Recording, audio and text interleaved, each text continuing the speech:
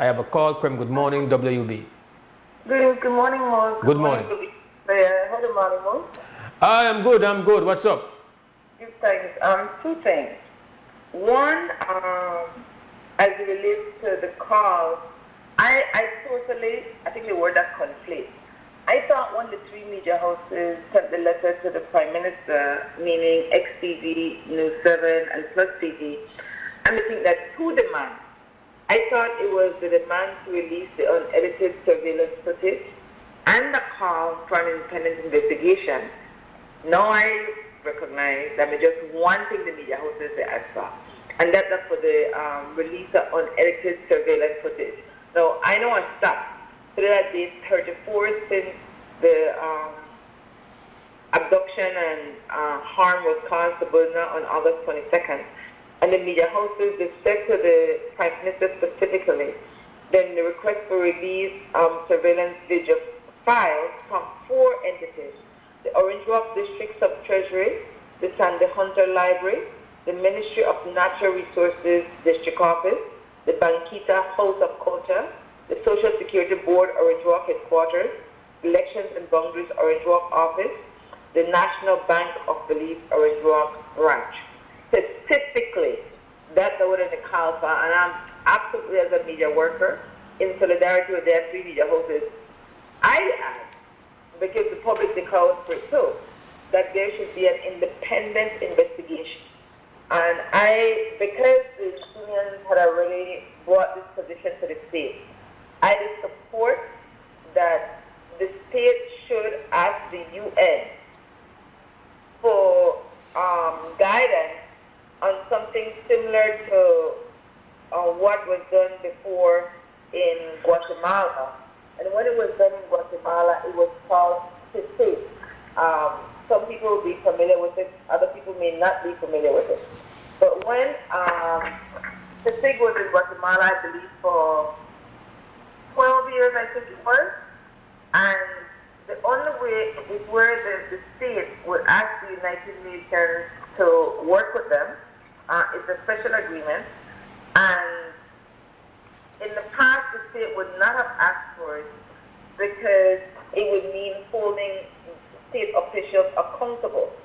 So the main goal at the time of the state that we cooperating and strengthening justice institutions to support the Guatemala democracy, counter corruption, contribute to public order, and increase effective governance, which is what we would want for Belize. And so not just one particular thing that the state would do. I mean, if we do something similar, that would be done in Belize.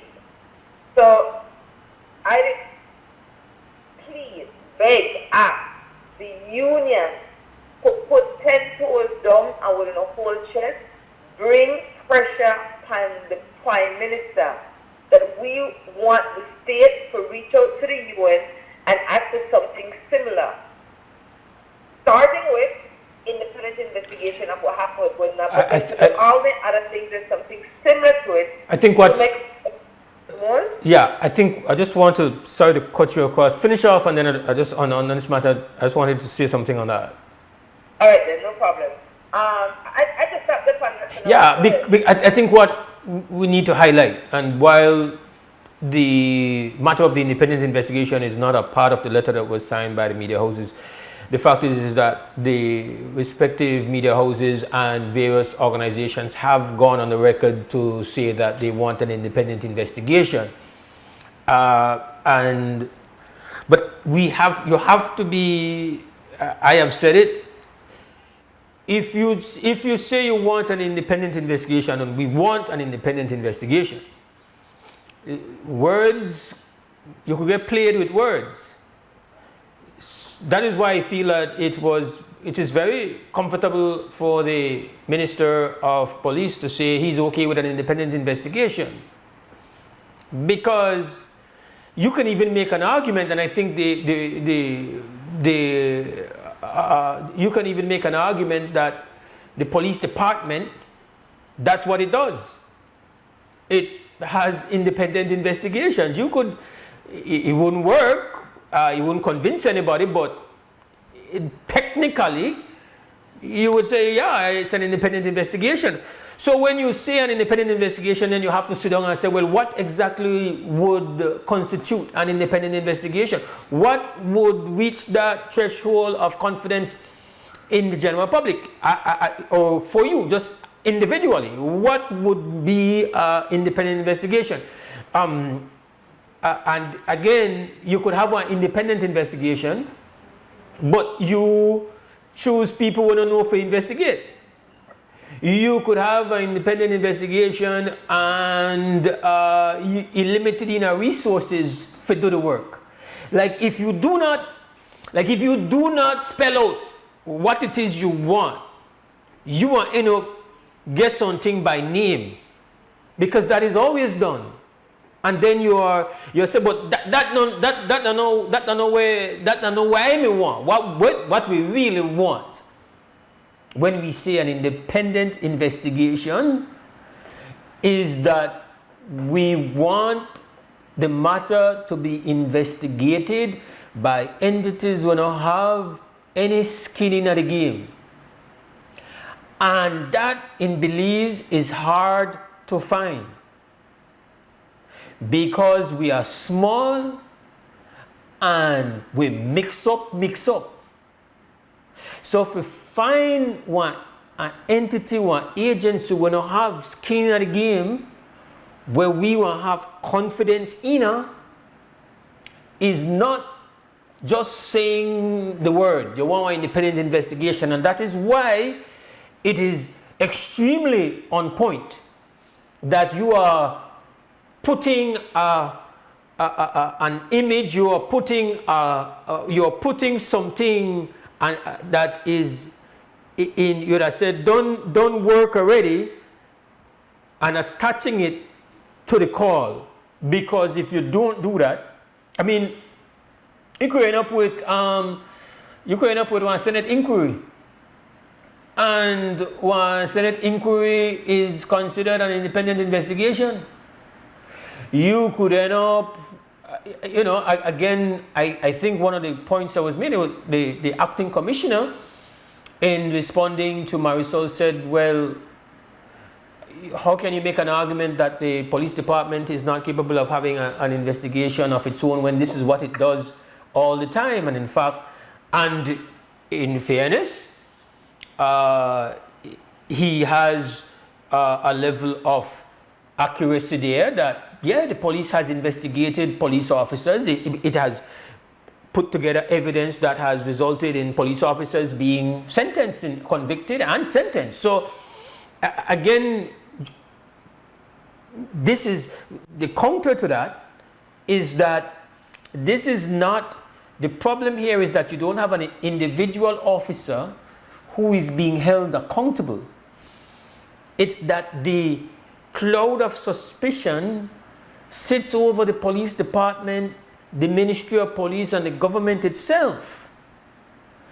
And while there are no evidence to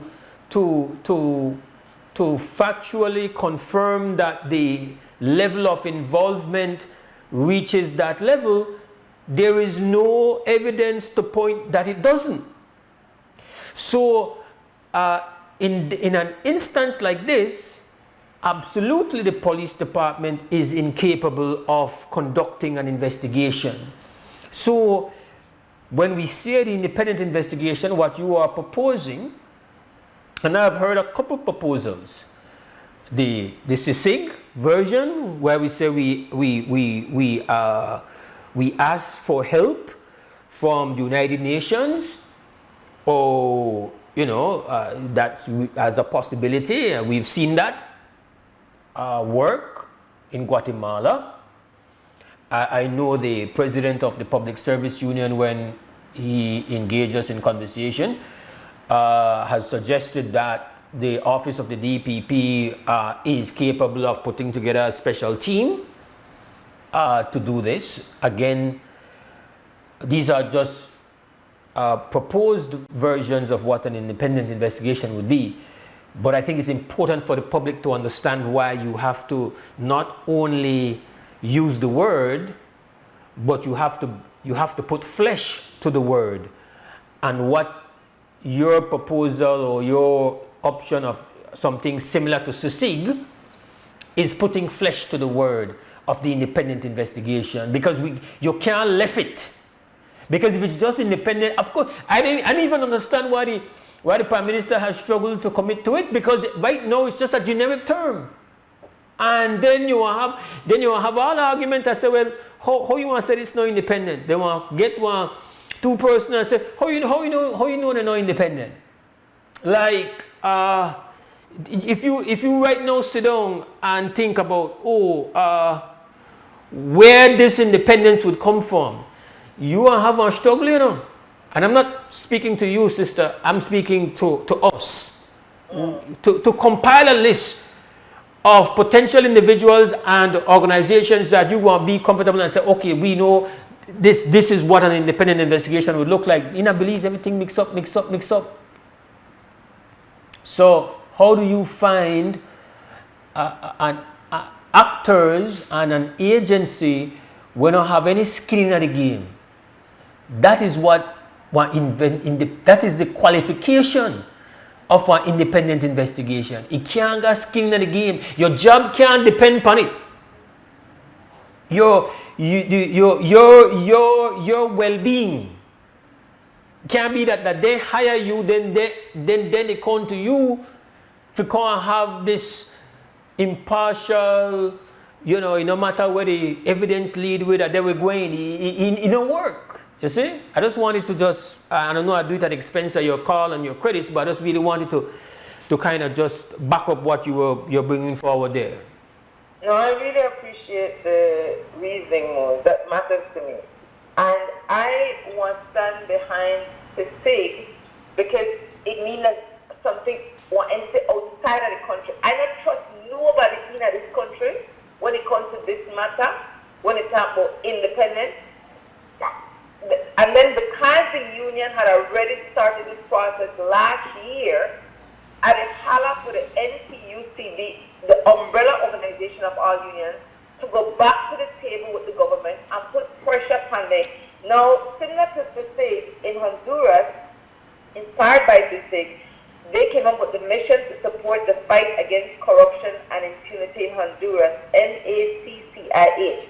And then Salvador, inspired as well, Mina tasked to the UN and the Organization of American States, OAS, for establishing an anti-corruption initiative known as the International Commission Against Impunity in El Salvador, CICIN.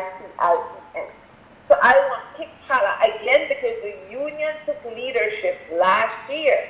So I just hold the union, the umbrella organization, holding a foot to the fire, to put pressure upon the state, Belizean people, that now or never, because only the states could ask the UN for partner with them. Now, we will have to be active in the process. We don't just left them on their own. Let's be clear, like that's what I holler to the union.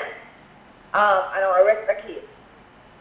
Today, on Tuesday, at the W. Bad Educational Foundation update on our campaign, we are 416 days, we're in our second year, calling on the Ministry of Education to work with us to pass a law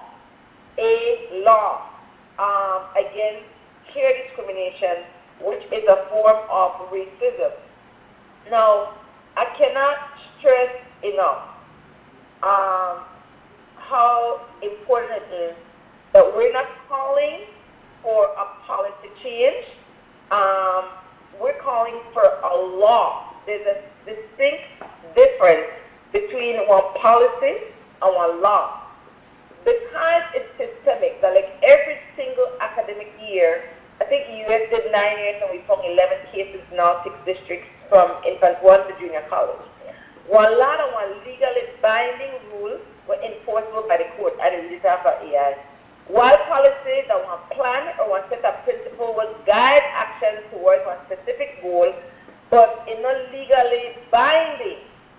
One law, one mandate for action, one carry out one legal consequence for violation, whereas one policy just provides direction and establish expectation for behavior within one organization or government body, often requiring laws for achieve the stated goal. So policy, which has been the issue, the government of Belize as a government has been in human rights violation because the Constitution says that we have that right to where we hear, how we choose. They're not yeah, I understand. That's what the Constitution says.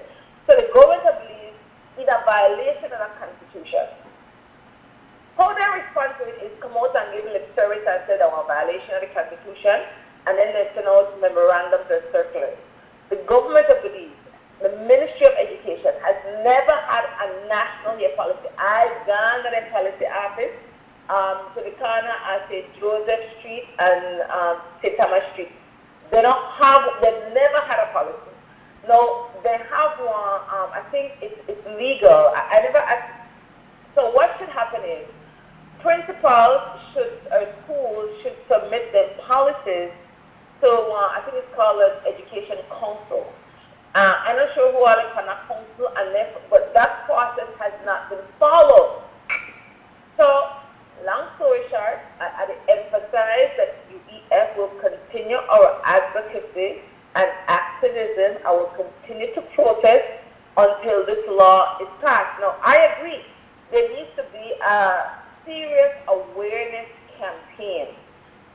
One of the things I learned recently in a communication mode is you ask people up front, are you open to reading about whatever they want to read about, or is your mind already fixed? And if your mind already fixed, then I could save my energy, because some people's mind really fixed on this matter. They're not open to parking their position, having an open mind without judgment. Listen. Active listening. Think for yourself. Ask questions. And that should not be just about this issue. That should be anything that you take one hard position on or you believe to be true, which is faith-based and not evidence-based. Anyways, fast forward. In early this year, UEF had met with the Human Rights Commission of Belize, and they had agreed to be a partner with us if they had worked with a similar situation before, as relates to hair discrimination. They sent out two letters, one to the National Trade Union, to the BNCU, Belize Trade Union, Belize Teachers Union, and one to the Belize Association of Principals of Secondary School Staff. BAP did not initially respond, and we had invited them as a partner 17 days ago when a UEF-led team met with the Minister of Education, Oscar Kenya, and his top people, CEO, Deputy Chief Education Officers. UEF took Human Rights Commission of Belize representatives, BNCU representatives, Marshall Nunes representatives, people with diverse abilities. We got a letter, I think it's dated the 21st of September, from the Belize Association of Principals of Secondary Schools, inviting both UEF and HRCD representatives tomorrow to their first meeting of the 2025-2026 academic year tomorrow morning. They will give it 30 minutes, both UEF and Human Rights Commission of Belize, for discuss, even though they said the agenda full, they recommend it's on top priority. The hair discrimination is the wording I'm using. And so we really want to give big respect to the Belize Association of Principals of Secondary Schools to allow both UEF and HRCD representatives to be there tomorrow morning at this meeting. Now, I know tell me this thing a million times, but why the hell I can't remember it, I don't know. I remember the essence of it. So tell me again the importance of dialogue, because early on in my activism life, I never have as much patience as I'm developing now in my mature years. And you would calmly and consistently say, conversation is important because of what more? If I recall, because memory are not like it used to be. But I think one of the things I mentioned about engaging in audiences that are not aligned is that, for one, you eliminate the possibility that somebody can say, well, no, you all never did presented anything or said anything. We have no record that these, I didn't know this, I didn't hear this. So you eliminate that whole, excuse that they were never engaged, and we know that you have people who love that approach. It's not that they don't know or if they've not heard, but because you have never engaged them, they'll say, well, how was I supposed to know when you did not engage? And I also feel that if it is that you have a situation where you get people to sit down, yeah, you're going to have people who have locked minds on issues, but you never know when you meet people who don't have locked minds, who have a position based on their pre-programming. And we don't create solutions or progress really without confronting where it is the wrong mind and the wrong understanding exists. If we only speak to our congregation, then we really and truly left with only conflict, because you have to engage. So I feel that engagement is a necessity, and we cannot just abandon that whole process, even when sometimes it's utterly frustrating and at times it really angers the hell out of you when you meet closed-minded, ignorant people, no? And you will find that. That's something that you can't avoid, no? But I think it's important. It's important to. I'm sure that it's, you. And let me not put anything into the atmosphere. Like, let's see what happens. It's important, and there are good possibilities in it. There's potential for it to not go as good, but let us not try to manifest that kind of thought. Let us just see what happens, right? Yes, I'm going in with an open mind, and to listen to them as well, to hear what they have to say. So thanks for that reminder, most. Belizean, remember, sir, all of the people are save the people.